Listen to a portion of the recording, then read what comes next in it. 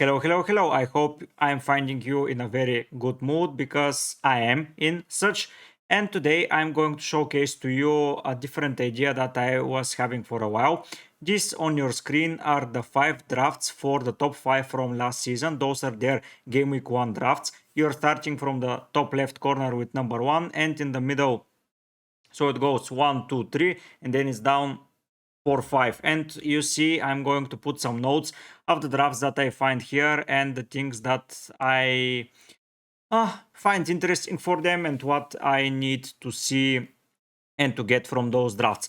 Realistically, this idea just got to me because I like to see how the people are starting. They are not starting with the best points, so that's good criteria and knowledge, and basically a proof that you can start not so well and then finish in the top 5 in the world. That on the left is the top 1 person of the world, the person that won the whole thing. So even if he doesn't start amazingly well, he is going to continue moving forward and being in a good place and jumping from strength to strength. So now let's see what can we get from those teams and what can we add for our game week 1 drafts. Each season is not like any other, but still I would like to see how the general structure is and what their thought process is, because that is the thought of a champion and I want to have that thought process as well. So without further ado, let's jump into the analysis and let's see what can we get from those drafts that we have on our screen. If you enjoy such type of content and want to see more, don't be afraid and subscribe to the channel. I'm going to keep improving my content and see different type of scenarios. So basically this is analysis with some personal thoughts. As I was seeing, the first thing that I can obviously see is that we have 4 of the drafts in a 3-5-2 formation and one of the draft is in a 4-4-2. But to be honest, they have Solanke on the bench, so realistically it was going to be a 3-4-3. But let's write down the first thing is 4-3-5-2 and 1.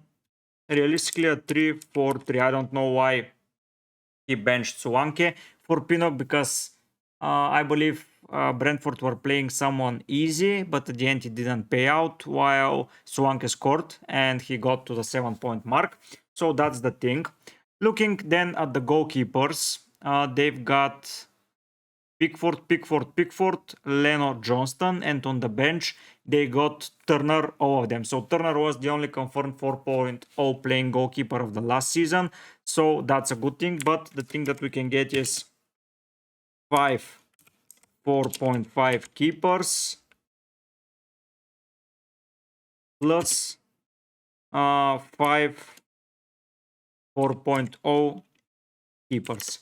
So that means one thing. No one is rotating. They were rotating keepers, but with a cheap option. If you can't find any better, I believe that it's a good thing to remain that way. And just to keep it simple, 4.5, 4.0, yeah, this may have paid out with a rotation, but I think that rotation is overrated, because when Pickford was rotated for Turner, Pickford got good points, then Turner got some good points, and at the end Pickford was the best goalkeeper to go for the season. Leno was a pretty great shout out. The top 4 in the world went with him. Johnston, as Crystal Palace were having a pretty good fixture in game week 1, was an option as well. And yeah, very good. But the take from here is 4.5 keepers. So basically I can this is too much space, so I'm going to leave it like that. Okay, so captains, let's see what they went for a captain option. 4, so this is 4 cap Haaland, 1 cap Salah, Saka, sorry. So they went with all of them went with Saka, all of them went with Haaland, and that's a good thing to see. Like, they were having good players there, so those were the captain options, Haaland and Saka, so that's good. 2 went with Salah, 3 went with Bruno and Rashford. So the midfield, everything that they had in common is they had one strong. So let's focus our thoughts. So Haaland cap, easy 14 million, and Haaland cap And this season he's 15 million, but not in a lot of drafts. That doesn't make a lot of sense in my opinion. Like for 14 million you went with him, for 15 you won't. That's a little bit of strange thing to happen, but he was in all of the drafts. So yeah, still he was there. A lot of people went with the duo of two Arsenal players and two United players. A lot. One of them went for that. So yeah, but three of them went with double United. That was the thing, and one other person went for a triple United with Shaw. Okay, so Haaland was the obvious option. They went with a 3-5-2. We can take that. They were starting like that. Saka. So Estupinian,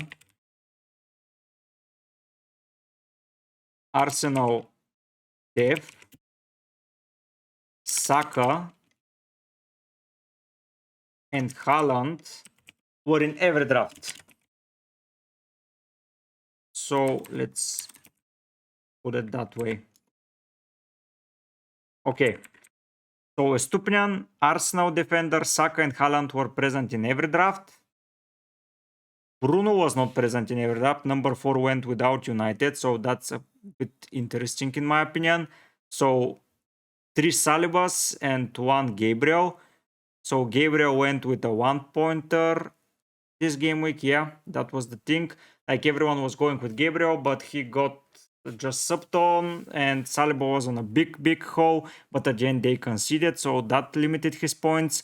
A lot of people went with a Chelsea defender, like 4 of them. So they were targeting the fixtures, and some of them went with a double Chelsea defense, Chilwell and James. I believe that's a slight mistake, but still you can take that. A lot of people went with basically a 4.0 defender, Baldock. So one of them, top 3, had rotating defenders. That's interesting. Bayer, another player. So 2 players. Number 1 went with 5 defenders that are playing, and a lot of them were on a very high price. Like Chilwell was a high price, Saliba was a high price, Estupinian was, but they were not over 5.5. So does anyone? Only one player went above 5.5 in depth. That's interesting to consider because Saliba was 5.5, Gabriel was 5.0, Botman was 4.5, Chilwell was 5.0 in my opinion. So one player went above 5.5 in defense, and no, 2 players went. Sorry, I didn't see number 2 as well. So 2 players went above 5.5. That's interesting. Everyone went kind of big in defense, but they were overcompensating with midfielders like no Salah. Saka was cheaper, Bruno was cheaper, Rashford was cheaper, Mitoma and Mbumo. So either Mitoma or Mbumo participated in everyone's squad. So Mitoma and Mbumo in every squad. So that's interesting. I believe that this can be Eze Gordon this season, honestly. So at least one of them should be in the lineup for me. That's a taken. So 2 players went above 5.5 in defense, but that was expensive, 8 million for Arnold. It didn't pay out. Number 1 went with 2 5.0 and he benched Chilwell, to be fair. That was a slight mistake. Eze was present in one of their squads in the number 1's team because they were facing Sheffield, if I'm not mistaken, so that was a good thing. He spread the defense, he spread the attack, so basically number 1 spread the attack, targeted the best attacking teams with no manager changes. So he didn't go for someone like Spurs. No one went with Spurs. No, one person went with Spurs, but Spurs wasn't popular. Aston Villa wasn't popular. Newcastle wasn't popular because they weren't that good. But Liverpool, Arsenal, Brighton were good.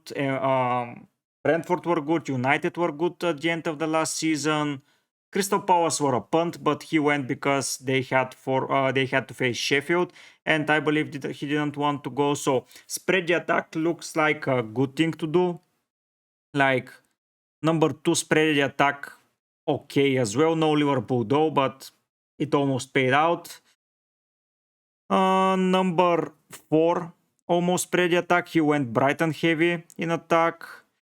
So interesting. Everyone went for a maximum 1 player punt in attack. Everyone else was proven. So basically Rashford was proven, Bruno was proven, Martinelli was proven, Mitoma and Mbumo, Eze even. So the wild cards were maybe Joao Pedro, who I understand why he is there, because yeah, he was cheap, he was reliable. So basically everyone went with Joao Pedro. That feels like a trap this season. Everyone tends to go for once again. Chelsea defender was really popular because they had a good fixture run and they went with Pochettino, but it didn't pay out massively. Like Chilwell returned, but still after that it was not such a good sweep. James got injured. Yeah, so those are at game week 38 how the lineups are looking. So Botman, Stupinian, Saka, James, Bayer, Henry, Baldock were all injured. So basically, number 5 went with a defender to put in, but I don't think he played at all for him. Number 4 went with a solid defense without a lot of rotation options, so everyone had a 4.5 at least playing defender, which is good. Yeah, the options in attack weren't brilliant, but still they went with them. So yeah, a lot of things to take here, but the captain choice was good. Like number 1 risked with Saka, and it paid out to some extent, but going against Haaland was a tricky thing in game week 1. Now it's going to be tricky, in my opinion. If he scores in the Community Shield, his ownership will skyrocket. I believe that. Saka was good at the beginning of last season, very, very good compared to Odegaard, who got only 2 points. 8-point gain. The penalty takers here were good, like Bruno and Rashford, not so much. That's why I'm not tending to jump on them right now, because it feels like the same trap that we went for last time around. So I'm staying a little bit away for them for now. So yeah, there is not so much difference in my team. I'm going with an expensive defender, more expensive than almost everyone went with. Then I have 3 4.5 options. So basically I'm spending the same amount of budget on my defenses like the rest of the players did. A lot of defensive headaches, but I see why. If you have the money, why don't you invest in some of them? So that's good. Midfield stacked with a lot of players. I quite like number 1's draft, like spreading the budget a lot, and everyone is delivering to some extent. Like he got Mbumo, Saka, Salah, Haaland, and Joao Pedro, 5 players from his attack returned. The same for number 2. For number 3, it was 4. For number 4, it was 1, 2, 3, 4, 5. From 6 though, his attacker returned well, and for number 5 was the most hurt, but still 5 players returned to some extent. So I quite like that to spread the budget, because if you go for the talismanic player, it tends to return. Going for 2 players from one team doesn't pay off, like Odegaard and Saka. You have the coverage, but only 1 player returns. Going for 2 players from Brighton, it paid out, but not for a long time, because Joao Pedro got subbed off. Nicholas Jackson didn't pay out up until later in the season. So yeah, a lot of interesting things here to consider. But yeah, I quite like the number 1's draft. He got the price points to rotate. Elsewhere, he got the most expensive players in attack to go from to down below, which was present in his later squads. If you see, I will go here, like in game week 3, he introduced who he introduced compared to, so introduced Sanchez, so he went with a triple Chelsea defense, so that paid out for some extent. After that, the midfield was pretty regular, and in game week 4 he introduced Ruben Diaz, so he went with defensive transfer because his offensive line was so good. Somehow he managed to bench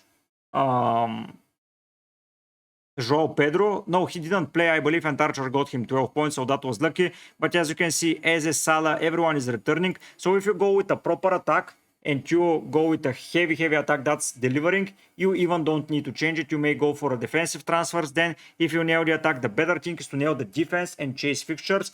But such a good player, he went with an amazing one. So yeah, I believe that spreading the funds in attack is my way to go. I don't plan to double up from anyone. I will be attacking fixtures and players from good teams that are nailed and will be playing, but most probably I will have a punt in the lineup somewhere.